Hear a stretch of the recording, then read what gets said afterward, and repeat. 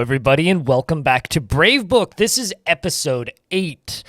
So, as we've been going through the past few episodes, I've kind of noticed something, and that's we've just been kind of doing a lot of construction. So for this episode, I'm just going to kind of let time move forward. But before I do that, I just want to check in with one or two of our named dwarves. Now, the reason I want to just kind of let time move forward is the content of the last few episodes has been a lot of construction. I want to kind of just get some of that stuff done. It is currently early summer, and I'm thinking I'll probably pick back up with speaking in this recording around the time we hit winter, maybe even spring. We're going to skip about half a season worth of time and just kind of move forward. So let's real quick check out Eurist of Bravebook, who's a very upset dwarf still and is generally wishing that they had a lot more things in their life. You know, one of their best friends died early on in the fortress, and personality-wise, she's always acts with mercy and compassion at the forefront of all of her considerations, and she is utterly languid at a pace of easy living, calm and slow, and she has a low sense of self-esteem. We are at 67 dwarves, and we do have a mayor who's named Meng, who I need to get completely set up and ready to go. So what I'm going to be working on is I'm going to be working on some outside defenses. I'm going to be keeping an eye on our metalworks industry down in the basement, and I'm going to get my mayor situated in the fortress. And then if anything super exciting happens in the meantime, I will check back in right away. Outside of that, just kind of as an overview, I'm also going to be working on this area down here ever so slightly, finishing up the rest of these bedrooms and hopefully getting everything sorted. So when I check back in 6 months' time, I will show you the progress that has been made. So some time has passed, and I've been busy doing many constructions, and I just wanted to point out that Eurist Rayrope right over here, Edom Goden the farmer, has gone into a strange mood. I'm just going to kind of follow them around as they complete their work of art, and then I will check back with the thing that they have created. Also, something else I would like to point out is I discovered this character while I was going through and watching that dwarf create their artifact. This is Rocklist, the dwarf recruit frozen stalker. They are 303 years old and undead. From what I can tell, they haven't moved from this place. They are completely naked and enjoy being in crowds. He tends to assume that the worst of two outcomes will be the one that comes to pass and could be considered rude, and often acts with compassion and tends to be passive in discussions. They worship several deities and have many deceased family members. I look at characters like this and I go, man, how did you end up like this? Not only that, but this is the former king of the Hermetic Place, which is literally the faction that built this place. So, to rewind, back in the first episode, or second episode it may have been, when all of the were-elephants were attacking, one of those were-elephants was the current king of the Hermetic Palace. And now the Hermetic Palace, his previous king, is still in the basement and has been living here for some time. What a story this civilization must have had in the time before we even got here. While I was trading over here, don't mind the carnage over there, a couple of trolls got into the fortress. While I was trading, I noticed this interesting little finicky artifact. This is a fungi wood toy boat. Craft's dwarf ship is of the highest quality. It is decorated with fungi wood, and this object menaces with spikes of tower cap. On the item is an image of Whiskered Equality, the cinnamon glossier bound codex and tower cap. Now, this is another item that I have no control over. It is just kind of sitting here. Just kind of wanted to point it out because I thought it was interesting. So I was working on adding some more dwarves to another squad when Eurist, our dwarfen farmer over here, has finished their artifact. And nothing else short of spectacular. It is a tetrahedrite throne. And they offers it to the auburn rags of paper. This tetrahedrite throne, of course, if we take a look at the description, is a tetrahedrite throne. All craft store ship is of the highest quality. It is encrusted with rectangular tetrahedrite cabochons and encircled with bands of round lime wood, and adorned with hanging rings of reindeer bone. Now, I've been working on some space for our mayor, which I might as well show you now. I've got this little room here, which is now designated as our mayor's office, and I've got this little room over here, which is going to rapidly become our mayor's dining room. And I think that this would be a lovely headpiece for the dining room. So I'm going to place this constructed artifact throne in the dining room, just kind of as a sign of respect for the new mayor of Bravebook. I don't have any of those tables that I've queued up just yet, so we're going to just be assigning the one item. The layer above is still under construction, so there's still holes in the ceiling, but we are working on it. Of course, this is just above the tavern layer, which has our glorious Electrum slab, as well as some other space in here. And since I'm down here, might as well show you some other things that we've been working on. We just got done with some trading. We've had some combat events happen. Down at the very bottom, we've started smelting a few more materials. So we're no longer just smelting metals and then the bits and pieces. We are also now smelting platinum ore. We're working on finishing up that Farmers Guild Hall from the previous episode, and we've also planted our new farm layer down here. I'm going to need to move more of the farms into here, but, you know, one thing at a time, of course. And since we have our Mayor Meng in the fortress now, I think it's time we check in a little bit with them and just find out what kind of dwarf they are. He does feel gratitude remembering the acceptance of the petition for a Farmers Guild Hall of the Fragrant Guild and feels empathy when being yelled at by an unhappy citizen. But what kind of dwarf are you? I'm going to remove this dwarf real quick from the full assigned tasks things because I want them to just focus on their mayoral duties, specifically conducting meetings with dwarves that need it. But he is grounded in reality and he enjoys the company of others. Was also a previous military dwarf of our first squad. Enjoys the company of others and tries to do things correctly each time. He is stubborn and he is often nervous. He's currently going to go pick up equipment and he tries to keep his things orderly. He isn't particularly ambitious, and he is grateful when others help him out, and he tries to return favors. He has a greedy streak, and he doesn't mind wearing something special now and again, probably why he just put on some new clothing. Or picked up a new piece of equipment, and needs alcohol to get through the working day like any good dwarf. Personally, is somewhat disgusted by romance, thinks it is of the utmost importance to present a bold face, never grouse or complain, or frankly even show emotion. I've also assigned our mayor over here a bedroom up here, so I think I can actually remove them from this particular bedroom assignment and let somebody else grab it. And it appears that somebody has drowned, which is confusing. It must have been pulled in by a reacher or something. We're gonna need, oh, never mind. Definitely was pulled in by that giant cave toad over here. We do have a bunch of full traps over here that we are working on getting replaced with other cages. However, it seems Toady over here has caused us some problems. So I'm gonna just real quick tell the military to get down here and deal with this toad, which is definitely gonna be causing us some grief over the next little bit. Did you just get caught in the cage? I think you did. He turns out, yep, definitely just did. Well, I can cancel that order and get the military back to training, and let them run upstairs. We actually have 2 toads now. I'm gonna do a real quick inventory of the animals that we have, and maybe we can start training some stuff.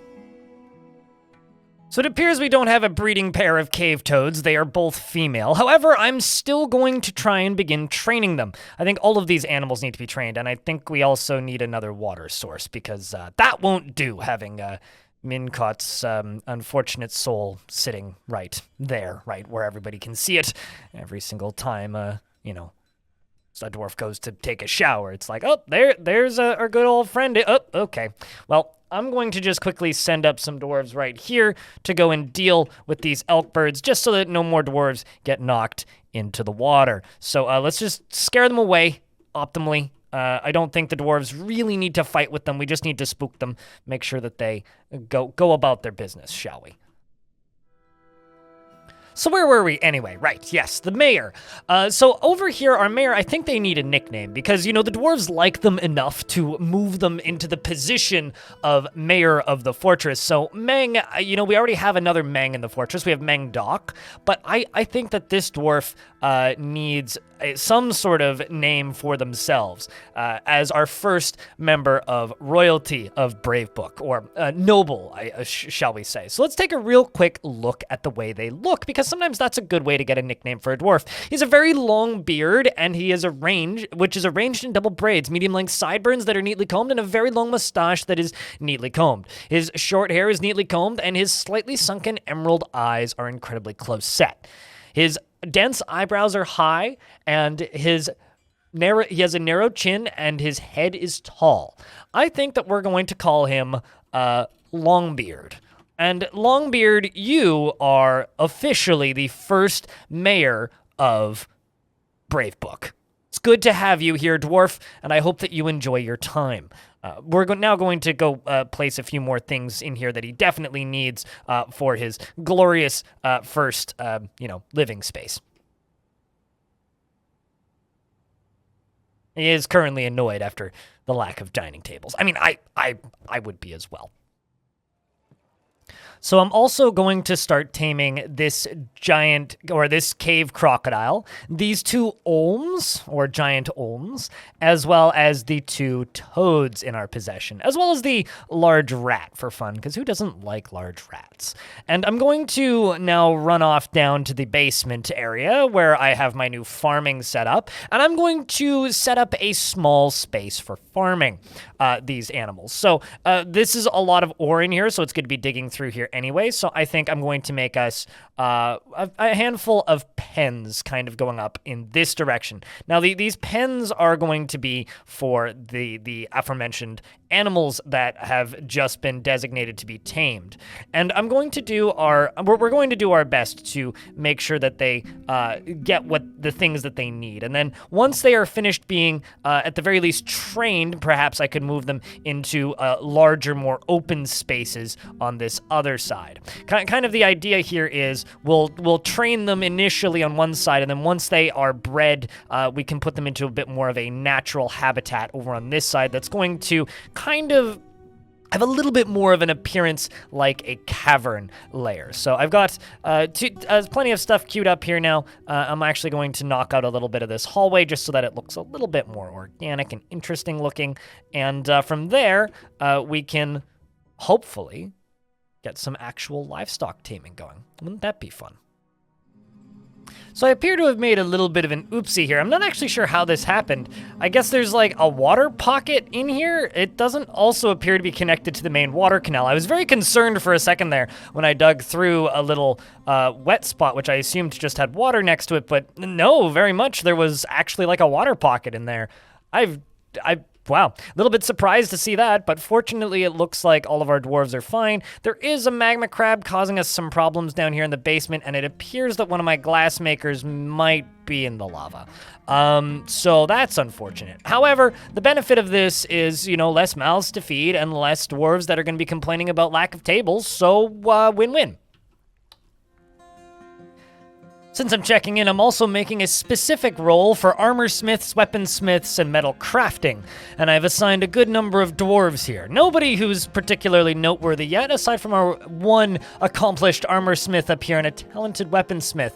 We do have 2 of them, and they might become something someday. We do also have to note that one of them, Shem here, is, not currently able to do any of the weaponsmithing or anything as they are busy training in the military, but I'm sure that they will get around to it eventually. Something else I'm going to do for those specific dwarves, because I'm planning on doing a lot of smithing here, is for a bunch of them, I'm actually going to remove these other tasks. I just want them specifically doing the smithing jobs. I do have these other 2 forges that need to get done. I'm trying to just speed up our entire metalworks industry. Also, it is worth noting it's a little ugly, but the reason I haven't expanded it is just purely because there's lava right beneath it, and I feel like that would just take longer than it's probably worth. Another interesting little character I've discovered as I fiddle through this fortress is this character, Dustot, the dwarf recruit for Frozen Stalker. Now, this dwarf was the former diplomat of the Hermetic Palace, meaning they were probably either the outpost liaison or some other messenger type character. They do apparently have 9 children and are also 306 years old, which means they've been here for quite some time, and back when she was alive, she didn't generally think before acting. She was prone to hatreds and often developed negative feelings, and she was often sad and dejected. Sounds like this dwarf had a rough life. Fortunately, in their afterlife existence, they no longer recognize any emotion. It's quite sad, really, when you think about it. She has loaded a tall body with incredible muscles, and her hair is extremely long. Her teeth are tangled, and she has a deeply recessed chin. Her nose bridge is incredibly concave, and she has a very deep voice. Her short head is broad, and her ears have small lobes, and her hair is white, and her skin is dark tan, and her eyes are aquamarine. So I was peering around at the overworld map, and I found this spot, the Fort of Policenses, which appears to have a large number of things here.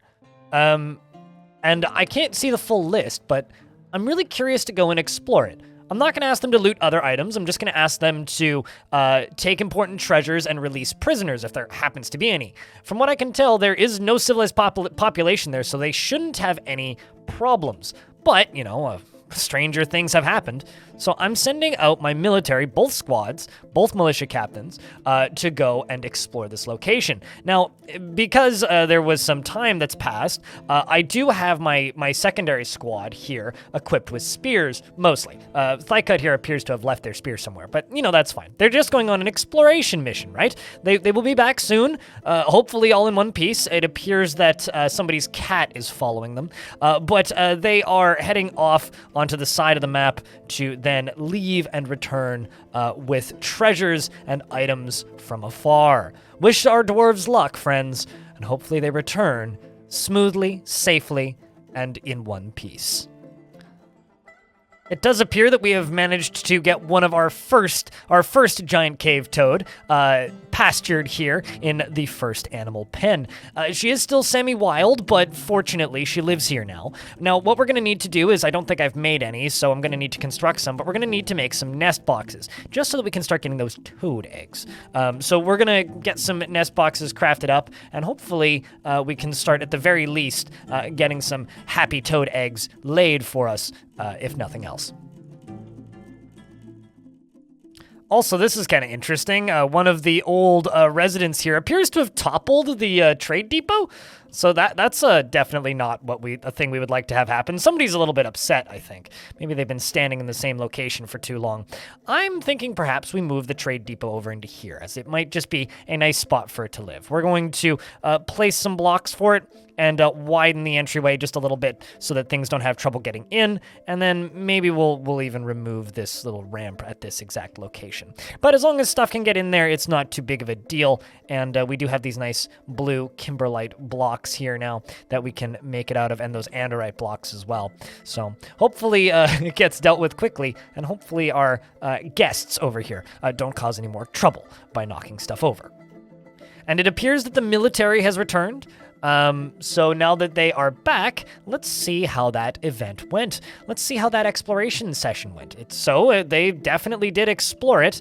When I click on the missions, you can see the little footprints of them going to the location. They searched pulley senses, and in the early winter of the year 2080, my friend Gang was looted. So we appear to have looted treasure, the secrets of Touch Dumpling, lovely. The Sacred Amber for Students was looted, the World of the Fort, so it looks like we have acquired some books. Well, this is a good tidings indeed for the future of Bravebook's library, growing, genuinely. And so if I look at that location again, because I'm still kind of curious about it, if I jump back up to where that location was right here, yeah, it's there's something there. It looks like somebody's name. True, you sure you're down at the bottom there, but it might also just be a book named after somebody. I'm just going to keep hitting this, and hopefully we find something cool. In the meantime, though, it's definitely going to add on to the total number of books in the library, as the books are probably being left at the corner of the map wherever they're walking back in on. And it appears that both the Enjoyable Turquoises and the Legend of Bravery are both returning now. So let's see how round 2 went. We once again went back and explored, and it appears that things have once again gone smoothly. In fact, we are looting more items. I really like this location. I think we should just repeatedly do this for a little bit. I'm going to kind of keep them exploring these locations in the background, and if anything particularly noteworthy happens, I will definitely update you on it. Meanwhile, down in the library, Tubal, our scholar, has been dutifully discussing and thinking about and pondering the concept of encyclopedia. It'd be really cool if they were to make a discovery along those lines. It's not something I've actually seen happen in this version of the game, and it appears that they're currently reading The Sun Sets on Slave. The written portion consists of a 24-page story entitled The Sun Sets on Slave, authored by Dang, a goblin name. The work has no particular subject, and the writing contains some asides related to the author's preferences. Overall, the prose is masterful. I hope that you like the additions I've made to the fortress behind the scenes as things have been happening in this episode. We've completed our dry moat here, which has an overhang, so things should be quite safe for our dwarves. And the library has continued to grow a little ways. There's still some, or there was some holes in the ceiling up until very recently, and I've still got a few more spots that we got to work on. However, it is getting pretty close to completion for our mayor. So far, he seems to be quite happy with the setup here, and has nothing but good things to say about his living space, aside from that he doesn't like being caught in a snowstorm. And frankly, I don't blame him, considering we have like 30-something centimeters of snow outside as I'm speaking to you. But he is grouchy when caught in a storm, but he did feel empathy while being yelled at by an unhappy citizen. Worried after being unable to acquire something for too long, however, which we are doing our best to remedy with our platinum crafts down in the basement. We do definitely need to get rid of these corpses, as these bodies have kind of been sitting here for a while. And also something that is worth noting is I could probably place those nest boxes. So we are getting our 2 mudstone nest boxes placed for Toad and other Toad. If you have ideas for names for these Toads, I recommend that you leave them down in the comment section. I'd love to hear them. And I just wanted to say once again, if you've been enjoying this series, it does take quite a lot of time for me to prepare an episode, and numbers have been going down as they tend to on these types of Let's Plays. So if you do enjoy these Let's Plays, definitely check out my Patreon or my merch store. I actually just released a limited edition shirt, as well as a new shirt on my merchandise store. You can find those down in the link in the description, and you should see a screenshot on screen right now. I just want to say thank you very much to everybody who's been watching this series. This is bringing episode 8 to a close, as we've spent a lot of time in constructions. As a real quick recap, we expanded the coffins area down here. We worked on some bedrooms, but I didn't actually get beds in them. We finished up that farmer's guild, worked on the lower farming area. We're beginning animal husbandry. I've got a boulder or a block there that needs to be unforbidden, and then we did a bunch of work on the surface. Thank you very much for watching this video, and I hope that you enjoyed it, and hope to see you in the next one.